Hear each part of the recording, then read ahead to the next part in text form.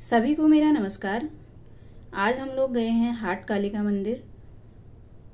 तो हाट कालिका मंदिर उत्तराखंड के पिथौरागढ़ ज़िले के गंगोली हाट में पड़ता है और ये हम रोड से नीचे पहुंच गए हैं। तो ये यहाँ पर 2 गेट आए हुए हैं। मंदिर के गेट शुरू हो गया है यहाँ से ही। और ये पहला वाला गेट जो है ये कुमाऊं रेजिमेंट के द्वारा बनाया गया है। तो यहीं से हम लोग नीचे सीढ़ियाँ उतरते हुए काली मैया के दर्शन के लिए जाएंगे। काली मैया का मंदिर है ये, हाट कालिका मंदिर। जय हाट कालिका मैया की। और दोनों तरफ मंदिर के घंटियाँ बधी हुई हैं। तो लोग जो भी यहाँ पे मन्नत मांगते हैं वो पूरी होती है तो फिर घंटियाँ चढ़ाते हैं। तो यहीं से हम लोग नीचे सीढ़ियाँ उतरते हुए दर्शन के लिए जाएंगे। तो यहाँ के बारे में मान्यता है कि हजारों वर्ष पूर्व आदि गुरु शंकराचार्य जब बद्रीनाथ केदारनाथ धाम होते हुए यहाँ पर आए तो उन्हें यहाँ पे एक शक्ति का आभास हुआ और तब यहाँ पे ज्वाला के रूप में माता विराजमान रहती थी। तो उनको एक कन्या के रूप में माता ने दर्शन दिए और उनको ज्वाला से शांत रूप में लाने के लिए आदि गुरु शंकराचार्य ने ये शक्तिपीठ की स्थापना करी है। तो यहाँ पे स्थानीय लोगों के अलावा दूर दूर से भी लोग दर्शन के लिए आते हैं और कुमाऊं रेजिमेंट जो है इनको आराध्य देवी मानती है अपनी और हर साल यहाँ पे दर्शन के लिए आती है। और कुमाऊं रेजिमेंट के द्वारा ही यहाँ पे एक अष्टधातु का घंटा भी चढ़ाया गया है बहुत बड़ा और बहुत सारे काम भी करे हैं मंदिर के लिए उन्होंने। तो ये सामने सबसे पहले गणेश जी का मंदिर आता है और नीचे तक, ऊपर से नीचे तक बहुत सुंदर घंटियां लाइन से लगी हुई हैं।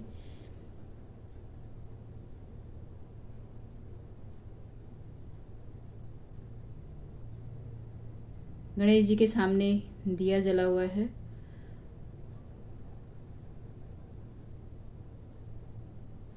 और मंदिर जो है चारों तरफ से बड़े बड़े देवदार के वृक्षों से घिरा हुआ है।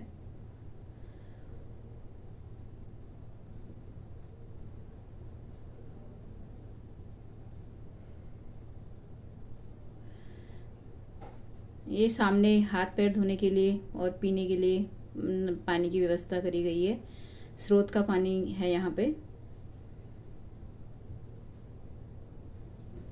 तो ये भवन भी जो दिख रहा है ये भी कुमाऊं रेजिमेंट के द्वारा ही बनाया गया है। और एक शिव जी का मंदिर पड़ता है रास्ते में, वो भी उन्होंने ही बनाया है। सामने शनि देव का मंदिर और यहाँ पे जूते चप्पल उतार के फिर हम हाथ पैर धोने जाएंगे। ये एरिया भी कुमाऊं रेजिमेंट के द्वारा ही बनाया गया है।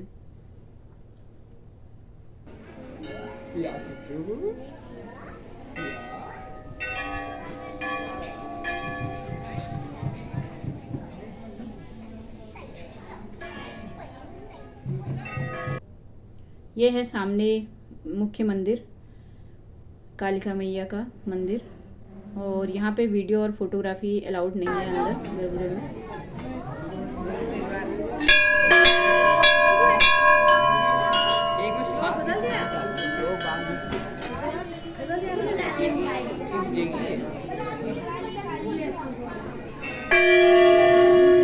महाकालिका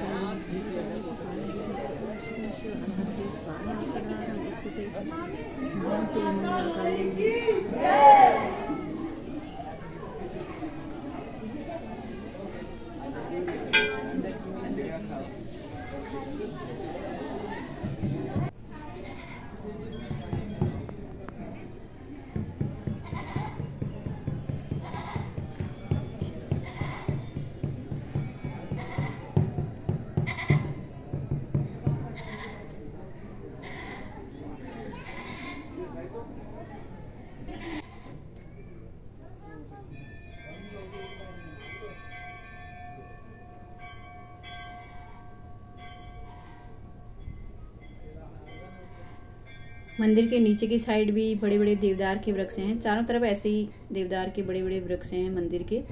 और आज बहुत अच्छी तरीके से हमें माता रानी के दर्शन हुए हैं। तो अब यहाँ से हम लोग जा रहे हैं पाताल भुवनेश्वर। पाताल भुवनेश्वर में गुफा है, वो देखने जा रहे हैं हम लोग। और गंगोली हाट से लगभग 14 किलोमीटर की दूरी पर है ये पाताल भुवनेश्वर गुफा।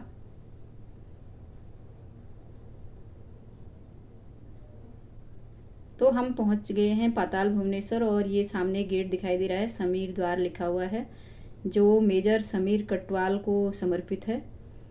और यहीं पर हम अपनी गाड़ी पार्क करके, इससे नीचे गाड़ियां नहीं जाएंगी, यहीं पर गाड़ी पार्क करके फिर सीढ़ियों से नीचे उतरेंगे। और अगर कोई सामान वगैरह चढ़ाना हो तो यहाँ से ले सकते हैं।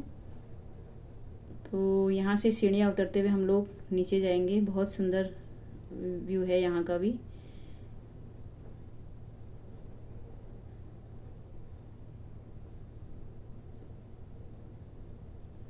त्रेता, द्वापर और कलयुग में जो है पाताल भुवनेश्वर की कई कहानियां जुड़ी हैं इन युगों से। और स्कंद पुराण के मानस खंड में भी इसका विस्तार बताया जाता है पाताल भुवनेश्वर के बारे में। कहते हैं मानस पुराण में जो है विस्तार से इसके बारे में लिखा हुआ है। तो नीचे उतर के भी हमें बीच में एक अंकल जी की दुकान दिखी और इसमें भी सारा सामान, पूजा वगैरह का सामान और वैसे भी किताबें वगैरह भी दिख रही थी भक्ति वाली।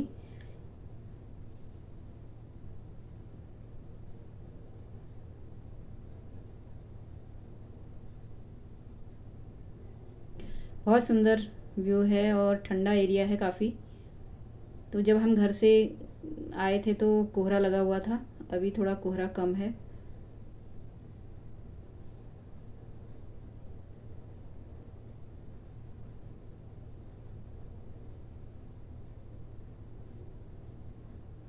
गुफा के अंदर बताते हैं कि जैसे शेषनाग, तक्षकनाग और सारे 33 करोड़ देवी देवता और 4 धाम, जो लोग 4 धाम नहीं जाते हैं, नहीं जा पाते हैं, तो यहाँ अगर वो दर्शन कर लेते हैं तो उनकी यात्रा पूरी हो जाती है करके ये सब नीचे नेचुरली बने हुए हैं करके बताते हैं।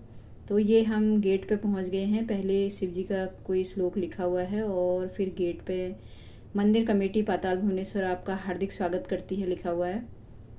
तो यहीं से अंदर जाएंगे हम। ये मंदिर का गेट आ गया है और यहाँ भी घंटियाँ बधी हुई हैं लाइन से।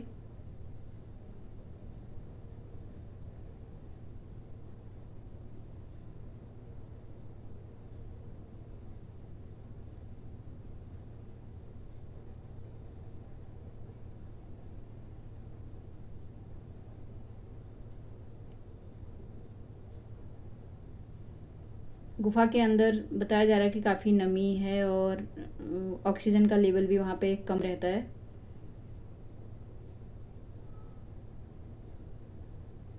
तो पहुँच गए हैं हम लोग मंदिर पे और बाहर से ही जो है हाथ पैर धोने का है।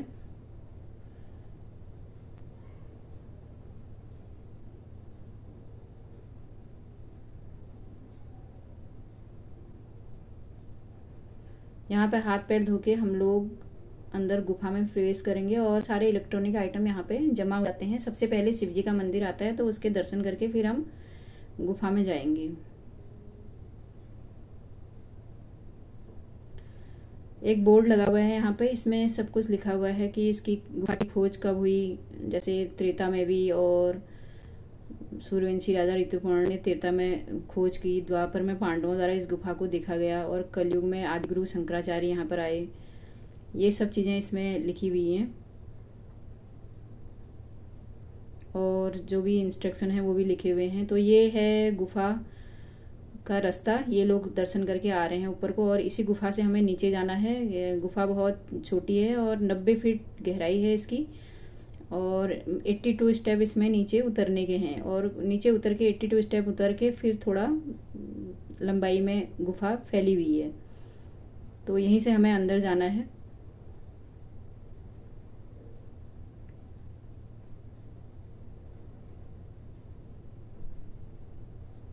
तो जब हम लोग यहाँ दर्शन करके आए तो वहाँ पंडित जी ने बताया कि इसमें जो है युग युग भी दिखाए हमें, और 4 धाम, बहुत सारी देवता जो नेचुरली बने हुए थे, शिव जी की जटाएं जहाँ से भगीरथी गंगा निकली थी, और वो क्या कहते हैं, कलयुग हो गया। कलयुग जब ऊपर तक पहुंच जाएगा तो वो ख़त्म ही हो जाएगा कलयुग। ये सब चीज़ें पंडित जी ने बताई। और भंडारी लोग जो हैं यहाँ के मेन पुजारी हैं। तो गुफा के अंदर बहुत अच्छे से दर्शन हो गए हमें। और 4 धाम की यात्रा अगर नहीं कर पाते हैं तो यहाँ की यात्रा से सफल हो जाता है, ऐसा पंडित जी ने बताया। तो ये था आज का व्लॉग पाताल भुवनेश्वर के बारे में। और बरसात के दिनों में यहाँ पे ऑक्सीजन का लेवल बिल्कुल ही ख़त्म हो जाता है, तो उस टाइम पर आने के लिए मनाही करते हैं लोगों को।